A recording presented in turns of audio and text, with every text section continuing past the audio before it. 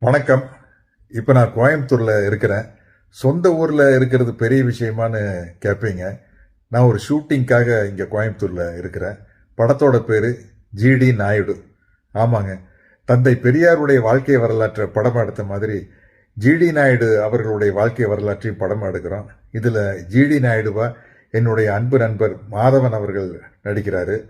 கிருஷ்ணா இயக்குறாரு. வர்கீஸ் தயாரிக்கிறாரு. நான் ராமையா பிள்ளை அப்படிங்கிற ஒரு முக்கியமான கதாபாத்திரத்தில் நடிக்கிறேன்.